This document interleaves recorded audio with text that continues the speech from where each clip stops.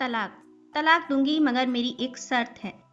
जब मैं रात को घर पहुंचा तो मेरी पत्नी ने खाना लगाया। मैंने उसका हाथ अपने हाथों में लिया और कहा, मुझे तुमसे कुछ जरूरी बात करना है। वो शांत बैठकर खाना खा रही थी। उसकी आंखों में कुछ दर्द सा साफ नजर आ रहा था। अचानक मुझे नहीं पता कैसे कहूँ, मगर मुझे उसे बताना ही था। मैंने बड़ी शांति से कहा, मुझे तलाक चाहिए। लगा जैसे उससे मेरे शब्दों से कुछ फर्क नहीं पड़ा, बल्कि उसने मुझसे पूछा, क्यों तलाक चाहिए? मैंने उसके सवाल को अनसुना किया तो उसे गुस्सा आ गया। उसने चम्मच उठाकर फेंक दिया और जोर से चिल्लाई, तुम इंसान नहीं हो। उस रात हमने एक दूसरे से बात नहीं की। वो रो रही थी। मुझे पता था कि वो जानना चाहती थी कि आखिर ऐसा क्या हुआ जो हमारा रिश्ता टूटने की कगार पर आ गया। पर मेरे लिए उसके सवालों का जवाब दे पाना नामुमकिन था। मैं अब किसी और से, प्रिया नाम था उसका, प्यार करने लगा हूँ। अब मुझे उससे प्यार नहीं रहा। मैंने उसे उसके वर्षों के प्यार की सजा दी थी। भरे मन से मैंने तलाक के पेपर तैयार किए। उसमें लिखा था कि वह पूरा घर, कार और कंपनी की 30% शेयर ले सकती है इस तलाक के बदले। लेकिन उसने उन पेपर्स को देखा और उनके टुकड़े टुकड़े कर दिए। वो औरत जिसने मेरे साथ जीवन के 10 साल बिताए थे, वो आज मेरे लिए अनजान हो चुकी थी। मुझे इन 10 सालों का जो उसने मेरे लिए बर्बाद किए, मगर मैं क्या करूं? जो हो चुका उसे मैं बदल नहीं सकता था, क्योंकि मैं किसी और से, अपनी पत्नी से भी ज्यादा प्यार करने लगा था। आखिरकार उसके सब्र का बांध टूट गया और वो फूट फूट कर मेरे सामने रोने लगी। मेरे लिए उसका रोना एक तरह से उसकी रिहाई की तरह ही था। तलाक की ये बात जो कई दिनों से मुझे परेशान कर रही थी, अब बिल्कुल साफ हो चुकी थी। अगले दिन मैं घर काफी लेट आया। मैंने देखा कि वो टेबल पर बैठकर कुछ लिख रही थी।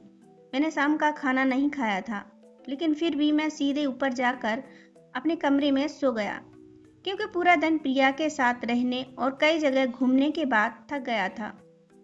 वो शायद रात को उसी टेबल पर लिखते लिखते सो गई थी। सुबह उसने तलाक की शर्तें बताईं। वो मुझसे कुछ भी लेना नहीं चाहती थी। उसे सिर्फ तलाक से पहले 1 महीने का समय चाहिए था।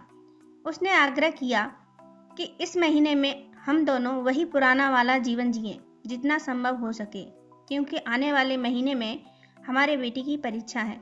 वह नहीं चाहती थी हमारे टूटे रिश्ते का प्रभाव उसकी पढ़ाई पर पड़े। मुझे भी यह ठीक लगा, मगर वो कुछ और भी चाहती थी। जैसे शादी के दिन में उसे उठाकर अपने शयन कक्ष तक ले गया था, उसी तरह हर रोज 1 महीने तक मैं उसे शयन कक्ष से उठाकर मुख्य द्वार तक ले जाऊं। मुझे लगा यह पागलपन है, मगर इन आखिरी दिनों को थोड़ा अच्छा बनाने के लिए मैंने उसकी यह शर्त स्वीकार कर ली। मैंने प्रिया को अपनी पत्नी की सभी शर्तें बताईं। वो हंसने लगी। उसे लगा मेरी पत्नी कितने भी तरीके अपना ले, तलाक तो तय है। मेरी पत्नी और मैं किसी से भी इस दौरान नहीं मिले थे, लेकिन उस दिन जब मैं उसे पहली बार उठाया, गेट तक ले गया, तो हम दोनों काफी अजीब महसूस कर रहे थे। पीछे से हमारा बेटा भी खिलखिलाकर खुश हो रहा था। अगले दिन यह काम थोड़ा सामान्य और आसान हो गया।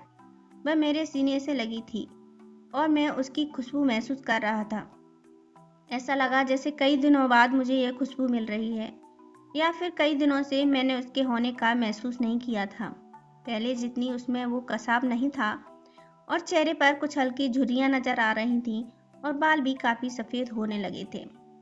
ये वही औरत थी जिसने अपने जीवन के 10 साल मुझे समर्पित किए थे। चौथे दिन जब मैंने उसे उठाया तो वो पुराना रोमांस लौटने लगी थी। 5वें और 8वें दिन वो पुराना प्यार फिर जागने लगा। मैंने प्रिया को इस बारे में कुछ भी नहीं बताया था। अब उसे उठाना और आसान हो गया था। शायद हर रोज यह सब करने का मैं आदी हो गया था।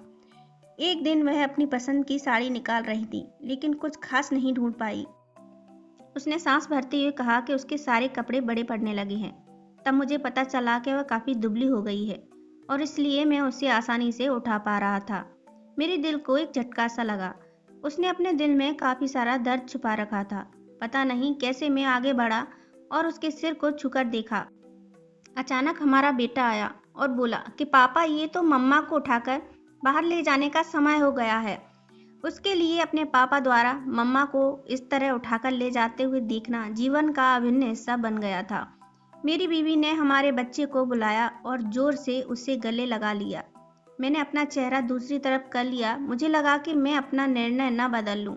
मैंने अपनी पत्नी को रोज की तरह उठाया और बेडरूम से सिटिंग रूम लेते हुए हॉल तक लाया। उसने प्यार से अपने दोनों हाथ मेरी गर्दन के आसपास रख दिए। मैंने उसे जोर से पकड़ रखा था, बिल्कुल हमारे सुहागरात की तरह, मगर उसका इतना कम वजन मुझे परेशान कर रहा था। महीने के आखिरी दिन जब मैंने उसे उठाया तो मेरे लिए एक कदम भी चल पाना मुश्किल हो रहा था। हमारा बेटा स्कूल जा चुका था। मैं अपनी कार में ऑफिस गया और कार से कूदकर बाहर आ गया, बिना कार को लॉक किए। मुझे डर था कि अब एक पल की भी देरी कहीं मेरा इरादा ना बदल दे। मैं ऊपर गया। प्रिया ने दरवाजा खोला और मैंने उससे कहा, सॉरी प्रिया, अब मैं अपनी पत्नी से तलाक नहीं लेना चाहता। उसने मुझे देखा और मेरे सिर पर हाथ फेर कर कहा, तुम्हें बुखार तो नहीं है? मैंने उसका हाथ हटाया और कहा, सॉरी प्रिया, अब मुझे अपनी पत्नी से तलाक नहीं चाहिए। हमारी शादीशुदा जिंदगी शायद हम दोनों के ध्यान न देने की वजह से बोरिंग हो गई थी, लेकिन इसका मतलब यह कतई नहीं कि हम एक दूसरे से प्यार नहीं करते। अब मुझे एहसास हुआ है कि जिस दिन मैं उसे शादी करके अपने घर लाया था, उस दिन से जीवन के आखिरी दिन तक मुझे उसका साथ निभाना है। प्रिया के होश उड़ गए। उसने मुझे एक जोरदार चांटा जड़ दिया मेरे मुंह पर। वह रोने लगी और दरवाजा अंदर से बंद कर लिया। मैं सीढ़ियों से नीचे उतरा और आकर अपने कार में बैठ गया। आगे एक फूल वाले की दुकान पर रुका और अपनी प्यारी पत्नी के लिए एक सुंदर सा गुलदस्ता लिया। दुकानदार ने पूछा कि इस पर क्या लिखना है। मैंने मुस्कुराते हुए कहा कि मैं तुम्हें जीवन के आखिरी दिन तक यूं ही उठाता रहूंगा, मेरी अर्धांगिनी। उस शाम जब मैं घर आया, हाथों में गुलदस्ता लिए, मेरे चेहरे पर एक मुस्कान थी। मैं ऊपर अपने कमरे की तरफ भाग कर गया, लेकिन तब तक वह मुझे छोड़कर इस दुनिया से जा चुकी थी, हमेशा के लिए। वो कई महीनों से कैंसर से लड़ रही थी, लेकिन मैं प्रिया के साथ इतना खोया हुआ था कि कभी ध्यान ही नहीं रहा। उसे पता था वह जल्द ही मुझे छोड़कर जाने वाली है, इसलिए वह मुझे और मेरे बेटे के रिश्ते को टूटने से बचाना चाहती थी। मैं नीच उससे तलाक लेना चाहता था, लेकिन फिर भी उसने मेरे बच्चे की नज़रों में एक प्यारा पति और पिता बना दिया था।